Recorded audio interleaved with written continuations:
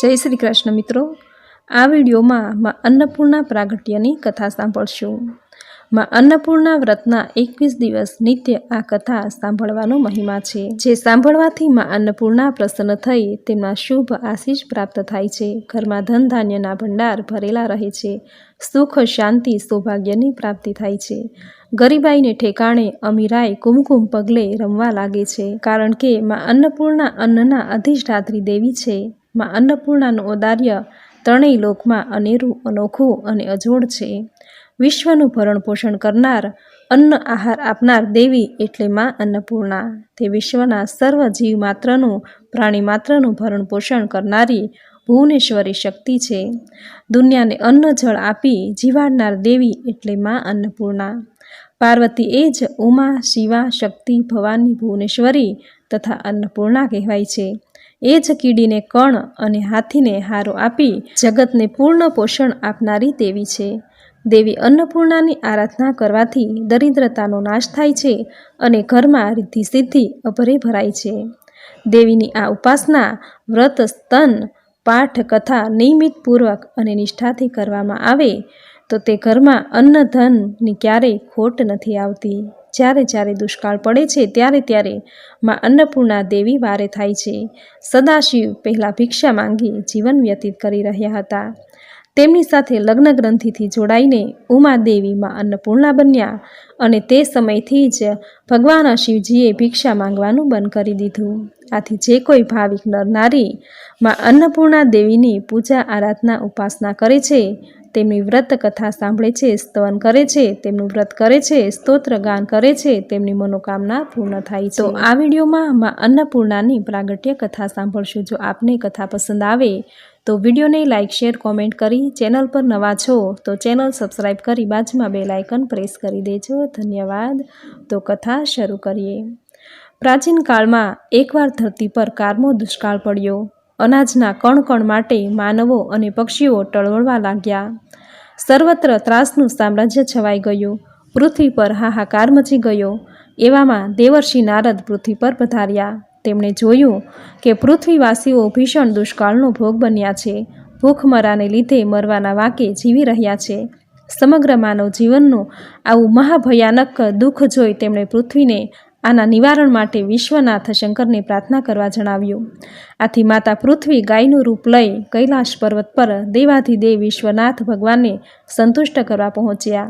ત્યાં તેમણે જગતપિતા ભગવાન શંકર અને ઓમકાર સ્વરૂપ બીજાક્ષરવાળી જગતજનની ભગવતી માં પાર્વતીજીને આંસુ સારતા વિનંતી કરી કે હે માં, સંસારના પાલનહાર ધરતી પર ભીષણ દુષ્કાળ પર્વતે છે।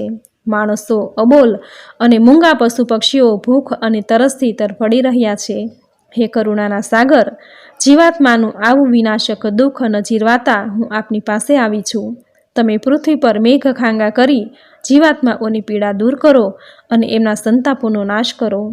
માતા પૃથ્વીની લોક કલ્યાણની ઉચ્ચ ભાવના જોઈ દેવાધિદેવ મહાદેવ શંકર પીગળી ગયા। તેમણે પૃથ્વીને સાંત્વના આપી અને કહ્યું કે હે પૃથ્વી દેવી, તમારી પરોપકારી ભાવનાથી પ્રસન્ન બની હું તમને આશીર્વાદ આપું છું કે તમે ધરતી પર ગૌ માતા રૂપે પૂજાશો। શાસ્ત્રો અને પુરાણોમાં તમારા મહિમાના ગુણગાન ગવાશે। મહાદેવે માં પૃથ્વીને આશીર્વાદ આપ્યા બાદ ભગવતી શંકરીને વિનંતી કરી કે હે દેવી ગૌરી, હે ઉમા, હે સ્વામી કાર્તિકેયની શક્તિ સ્વરૂપા કૌમારી દેવી પાર્વતી, સઘળા સંસારના તમે જનની છો। તમારી પુત્રી પૃથ્વી મહાસંકટમાં સપડાઈ છે। પૃથ્વી પર દુષ્કાળ કારો કેર વર્તાવી રહ્યો છે। વિનાશક દુષ્કાળે સર્વ કોઈને ત્રાહિમામ પોકારી દીધા છે। પૃથ્વી પરના સઘળા ત્રસ્ત જીવોના દુઃખોનો નાશ કરી પૃથ્વી પર પુનઃ સુખના અજવાળા પાથરવાની કૃપા કરો। વિશ્વનાથ ભગવાન શંકરની વિનંતીનો સ્વીકાર કરીને આદ્ય શક્તિ જગદેશ્વરીએ પૃથ્વીને આશીર્વાદ આપ્યા કે હે દીકરી પૃથ્વી, હવે હું તારા શરણમાં છું। હું ધરતી પર સ્થિત થઈ તારા સઘળા દુઃખો દૂર કરીશ। આ ઉપરાંત ગૌમાતા રૂપે પણ મારા ચરણોમાં સદૈવ તારો વાસ રહેશે। આમ દેવાધિદેવ મહાદેવ ભગવાન શંકર અને મા પાર્વતીના આશીર્વાદ મળતા પૃથ્વી માતા ફરી રહ્યા હતા। ત્યાં તેમને એક વાત યાદ આવતા તે થોડા સંકોચથી બોલ્યા કે હે પરમ કૃપાળુ પરમેશ્વર, અને જગતજનની મારાથી એક મહાભયંકર અપરાધ થયો છે. આપના અત્યંત માનીતા નંદીને મેં મહાભયંકર શ્રાપ આપ્યો છે, એ માટે મને માફ કરો. વાત એમ હતી કે સઘળા માનવજાત અને પશુ પક્ષીઓ જે દુઃખ વેઠી રહ્યા હતા, એટલે એ દુઃખોના નિવારણ માટે હું કૈલાસ ધામમાં આવી. ત્યારે દ્વાર પર ચોકી પહેરો ભરી રહેલા નંદીએ મને અટકાવી. મેં તેને કહ્યું કે હું સંસારના જીવાત્માઓના કષ્ટોના નિવારણ માટે ભગવાનને પ્રાર્થના કરવા આવી છું, તો તું મને જવા દે. પણ તેમ છતાં નંદી માન્યો નહીં. એ દરવાજા પાસે આડા હાથ કરી વચ્ચોવચ્ચ ઊભો રહ્યો.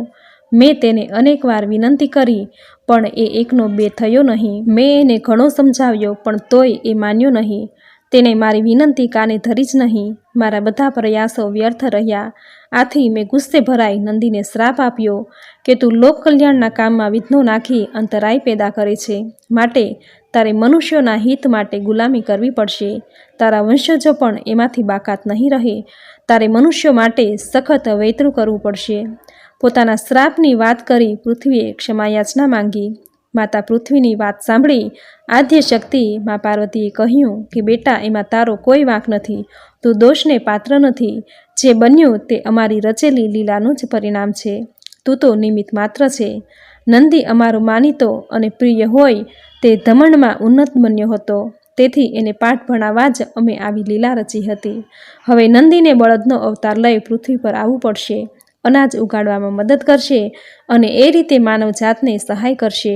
તું સુખેથી પૃથ્વી પર પાછી જા અને સંસારનું કલ્યાણ કર. અમારા તને આશીર્વાદ છે. ત્યારબાદ માતા પૃથ્વી, ભગવાન ભોલેનાથ અને ભગવતી મા ઉમાને પ્રણામ કરી હરખાતા હૈયે પાછી ફરી. કહેવાય છે કે માતા પૃથ્વીએ નંદીને આપેલા શ્રાપ પ્રમાણે એ દિવસ પછી બળદો તેમના ગળે ધૂસરી વેઠી ખેતરમાં ખેતી કરી ગુલામ કરી રહ્યા છે. ત્યારબાદ નંદીએ શ્રાપમાંથી મુક્ત થવા માતા પૃથ્વીને ઘણી વિનંતી કરી, આજીજી કરી, અને માતા પૃથ્વીએ નંદીને કલયુગમાં શ્રાપમાંથી મુક્તિ થશે તેવું વચન આપ્યું. આથી જ આજના સમયમાં બળદની જગ્યાએ ટ્રેક્ટરથી ખેતી કરાય છે અને નંદી તેના શ્રાપમાંથી મુક્ત થયો છે. આમ પાછા ફરી પૃથ્વીએ જોયું કે કૈલાસના આશીર્વાદની પ્રાપ્તિ છતાં જીવોના દુઃખ અને દારિદ્ર ઓછા થયા નથી. પશુ પક્ષીઓ ગમે તેમ પેટ ભરી લેતા, પણ માણસો ભૂખે મરતા, અન્ન માટે ઝઘડ્યા કરતા. લોકોનું દુઃખ નિહાળી પૃથ્વી ફરી ઉદાસ થઈ ગઈ. એણે પુનઃ શિવ પાર્વતીને પ્રાર્થના કરી, દુઃખીજનોની યાતના રજૂ કરી. ભગવાન શંકર અને માતા પાર્વતીજીને લોકોના દુઃખોના નિવારણ માટે ફરી વિનંતી કરી. મા પૃથ્વીની પ્રાર્થના સાંભળી ભગવાન શંકરે માતા પાર્વતીને કહ્યું કે તમે જગત જનની છો, સમગ્ર સંસારની માતા છો. જીવ માત્રના દુઃખ તમે જ દૂર કરી શકો છો. હું ભિક્ષાપાત્ર લઈ તમને વિનંતી કરું છું કે તમે પૃથ્વી પર અન્નપૂર્ણા નામે પ્રગટ થાવો અને મનુષ્યને ધન ધાન્ય રૂપી સુખ શાંતિ પ્રદાન કરો. ભગવાનની વિનંતીનો સ્વીકાર કરી કરુણાના સાગર પરમેશ્વરી જગતજનની ભગવતી પાર્વતીજીએ પછી સૃષ્ટિના પાલનહાર તરીકે માં અન્નપૂર્ણા રૂપે પ્રગટ થયા અને સમસ્ત ધરતી પૂર્ણ લીલીછમ હરિયાળી બની ગઈ. આ પ્રમાણે પૃથ્વીના મનુષ્યોનો વિનાશ અટકી ગયો. માણસો મહાદેવ શંકરજીને તો ભજતા જ હતા. હવે ચાતુર્યથી વિશ્વનાથ ભગવાનને સંતુષ્ટ કરનારી અન્નપૂર્ણેશ્વરી માં અન્નપૂર્ણાની આરાધના પણ શરૂ કરી. ભગવતી પાર્વતીજીએ જે દિવસે માં અન્નપૂર્ણાનું રૂપ પ્રગટ કર્યું એ દિવસ હતો માગશર સુદ છઠ. એટલે જ આ દિવસથી અન્નપૂર્ણા વ્રતનો પ્રારંભ થાય છે. જે માનવી શ્રદ્ધા અને નિષ્ઠાપૂર્વક આ વ્રત કરે છે તેના પર ભગવતી અન્નપૂર્ણેશ્વરી માની અનરાધાર કૃપા વરસે છે. તેની સર્વે મનોકામના પૂર્ણ થાય છે. તેનું જીવન આ લોક અને પરલોક સુધરી જાય છે, જીવન ધન્ય બને છે. ભગવતીમાં અન્નપૂર્ણાનું આ વ્રત સૌ પ્રથમ મહાદેવ શંકરે કર્યું. ત્યારબાદ દેવર્ષિ નારદે અને નારદજી દ્વારા બ્રાહ્મણોએ અન્નપૂર્ણા વ્રત કરી વ્રતનું મહાત્મ્ય વધાર્યું. બોલો અન્નની અધિષ્ઠાત્રી માં અન્નપૂર્ણાની જય. તો મિત્રો, આ હતી માં અન્નપૂર્ણાની પ્રાગટ્ય કથા, જે સાંભળવી તમને જરૂર ગમી હશે. તો વિડીયોને લાઇક કરી કોમેન્ટમાં જય માં અન્નપૂર્ણા જરૂર લખજો.